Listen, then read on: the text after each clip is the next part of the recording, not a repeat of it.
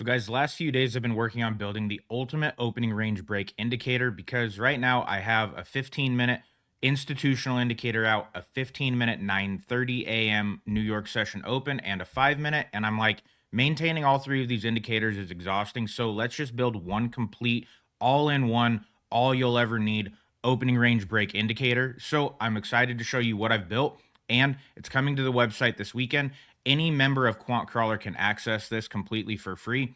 If you are not a QuantCrawler member or don't know what it is, it's a technical analysis tool that I built that uses AI plus our proprietary framework to kick out what should be a good play for you in the market. We have futures, forex, crypto, and options on there as well. And all members get these indicators for free. If you are not a member right now, you can sign up for a free 30-day trial. And then after that, it's just $9.99 a month. It's $10 a month, which is less than the cost of a Chipotle burrito. So I'm pretty sure you can pull it off if you're in the day trading space.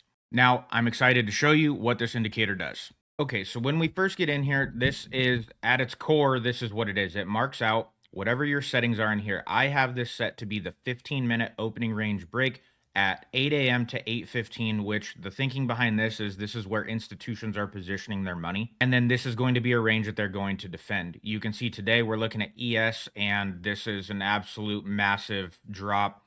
But it's a good example for the opening range break because the chart is fairly clean. There's not a lot of chop through here, so we can see everything easily. Now, it marks out for the 15 minutes starting at 8 o'clock. You can see that it's kind of moving right here. We never got a drop below here, so there's no little waves here. This is essentially just pinging the wicks of all these candles. And then right here, it solidifies at around 8:15. There's no higher peak after 8:12. So this is our opening range for 15 minutes. Now, you may say, hey, I don't want to trade the 8 to 8:15. I want to trade the 9:30 5-minute opening range break. That's my preferred trading strategy. So you come over into the settings, and at the very top where it says show opening range, you can put opening range start, set it to 9, and then the minute to 9:30. And then if you leave this right here, it'll be the 9:30 to 9:45 candle, or just click this drop down, change it to 5 minutes, and you can see the charts adjusting behind me. This is now marking out the 9:30 to 9:35 opening range off the 5-minute chart, and it's just connecting these to the wicks. And this is your 5-minute opening range. In the settings, you can set your breakout distance in points. And what that means is basically to qualify as a break, you want to see a wick or body, you can choose in the settings, go at least 2 points outside of the range, and then come back and retest the midpoint. Then at that point right here, this would fire a short signal. Let me scroll back and show you what that looks like so you can see it on a different chart. You can see yesterday, which would have been the 11th of December, Thursday, you get a 2-point break and it touches the midpoint, and you would have had a short signal fired. It has since been invalidated. The minute it crosses out of the zone, it invalidates this call and puts an X by it. And obviously this one would have failed. This one would have failed. This one would have failed. It was not a good day for the opening range break yesterday. But if you were watching all day long, you would have hit this long right here, which on ES, this would have been an absolutely massive hit. But this didn't actually happen until almost noon. So you would have had to be watching the charts for quite a while. Back to the indicator at hand though. So this is how you can adjust if you want to do the 15-minute institutional break, the 5-minute 9:30 mark, or the 15-minute 9:30 mark, and have your range identified. Now, what makes this indicator different is this right here. When you come into the settings, you can pick, like I mentioned, if you want your breakout to consist of a wick or a close, being a full body candle close, more than 2 points outside of the zone either way, if you want a little bit extra confidence there. You can also adjust your colors to whatever you want. But right down here, this is where people are missing opportunities on the opening range break because they're running multiple indicators, or they don't have this available to them to show them the previous session highs and lows. So if you mark London, for example, it has a little hammer next to it because it's still building and it populates in the display, which I'll show you in a minute. The London session technically is still open, but so far for the London session, this is the high and this is the low. And this is not a level of support yet because this is still building. So if this drops down below this, it's just going to move this line down until London is officially closed. So the best example I can give you is to look at the Asia session from yesterday. Asia low, you can see right here, it also mentions this up in the top right, that the Asia low has been tested. So This is no longer an untested zone, so there's no more liquidity hanging out here. However, the Asia high is untested. So, as an example, if this ran all the way back up, completely crosses out of the zone, this would be a level that most likely has a lot of orders from yesterday's Asia session sitting there. And there's a very good chance it's going to be defended. On top of that, you pair that with the London high that's also sitting right here. It would be a shock if London runs all the way back up with the pairing of New York volume to make a new high. So you would actually have two prior session highs right here that if it were me, I would be setting a limit order right here to fill a little bit before, putting my stop loss about 10 points back, and I would easily be targeting a 1 to 2 risk to reward. This would be my expectation. It would hit these highs. There would be a ridiculous amount of orders set to fill right there. Institutions would try and clear that towards the end of the session. I would be up on this side, and then it would immediately correct back down. That's kind of the strategy of playing the support and resistance bounce. Now, you can also add on the previous New York session high and low, but you're not going to see anything just yet because we are in the New York session. So it's not going to generate and build with these hammers. It's only going to do one session at a time.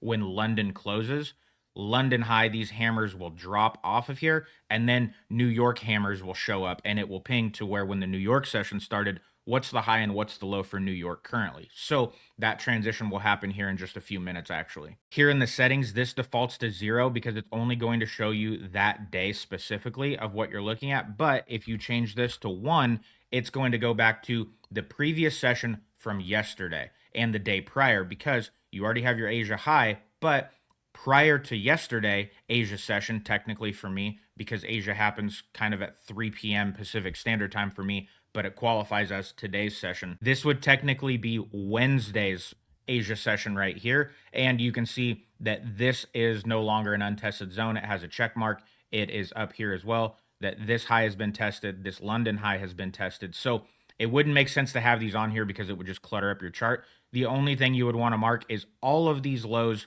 from Wednesday, essentially, the New York, the London, and the Asia are all untested. We haven't seen this range anytime after Wednesday. So these would also be levels of support as they get down there if you want to play the support and resistance battle outside of your opening range break. Like today is a good day.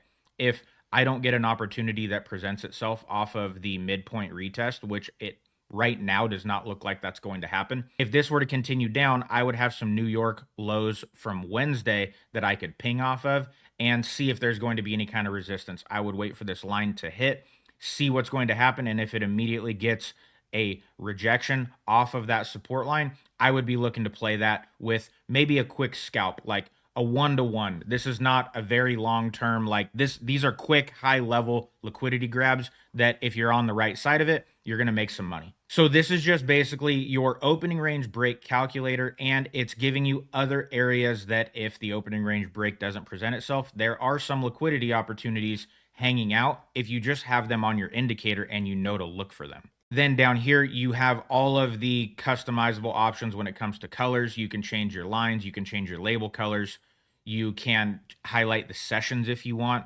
I don't like having the sessions highlighted because they get in the way. But if you wanted to just click all of these, you'll see back behind me, this lights up. You can change the transparency of it all, make it whatever you want it to be. Again, I don't like it, but a lot of people request it, so I leave it on and wanted it to be available for everyone. So I will uncheck all of these, and then you can adjust your time zone right here. However you tell time on your charts, where however your brain breaks down time, you can do this based on session, whether it's London, Tokyo, Hong Kong, Chicago for Forex stuff, New York, and then set your starting time. This right here is your signal start time, meaning if you look at the 8 to 8:15 opening range break, this will not fire a long or short signal for you until at least 9:30. So if you wait for market open, but you operate off the 8 to 8:15 range, it won't give you a short or long call. If this is breaking out and retesting and then breaks out and retests, it's not going to give you any signals unless you change this setting to be 8 a.m. and you want to operate and dabble in pre-market plays. Then in the top right, I have my dashboard size small. You can make it obnoxiously large if you want to and really get in the way. You can move it to the bottom left, bottom right, top left, top right, wherever you would like this to be, or you just simply can turn it off as well. If you think it's annoying and in the way, just check that box and it turns off. But I leave mine top right, normal. And then you can also change the label size as well. You can have them be tiny so you barely see them. If you think they get in the way, you can make them small. It looks like this, or you can just leave them normal, which is what I do. You can then come over into the style and you can change your opening range break lines. I forgot to mention back here, you can change the thickness of these. You can put this at 1 and make these lines very thin and more faint so they're easier to see, or you can just ramp them up to 3, make them thick so there's no way you can miss it. It's up to you completely what you want to do. I split the difference and leave mine at 2. But you can then come in here, opening range high. You can make it a dashed line. You can make it a dotted line. You can make this whatever you want. But I built it for how I like it, so I leave everything as solid lines. You can then check if you only want to trade the New York session, you just deselect Asia and London and it won't populate when those start. So that's completely up to you as well. You can trade on all 3 sessions with the opening range break as long as the volume is there. Asia's probably the worst, not a lot of volume. The opening range break is tough to do there. New York and London, significantly easier to do the opening range break. And then visibility, nothing has really changed here. You have all the options to do whatever you want, but completely up to you. So this is what this indicator is. It is essentially mapping out your opening range break so you can get the break and the retest of the midpoint, and then it will fire a short or long call, and everything over here in your dashboard will update. You have all of your highs and lows for support and resistance battles if you want to play that game, for rejections off of either one, and it's a good way to have all of your indicators in one. If you say, hey, the 15 minutes not working, instead of going and finding a different indicator, just come up into the settings, go to your inputs, set it 9 to 9:30, 5 minutes, and you already have within one indicator the opportunity to run any opening range break that you want to run. So that right there is the QuantCrawler liquidity opening range break and liquidity grab indicator. It is going to be on the website this weekend. Again, quantcrawler.com. You get a free 30 days, and then after that, it's just $9.99 a month. With QuantCrawler, guys, I have everything on there. I have indicators, I have technical analysis with AI, I have tools, I have guides, I have calculators, I have a trade journal. I have so much for $10 a month. The value, honestly, from what everybody says, is insane. And anybody else would be charging at least $50 a month on a subscription model. I'm just $10 a month. I'm a one-man show. And I would love the opportunity to earn your trust and earn the title of being the platform that you use to track, trade, and grow in the day trading space. If you'd give me that opportunity, I'd love to take you up on it.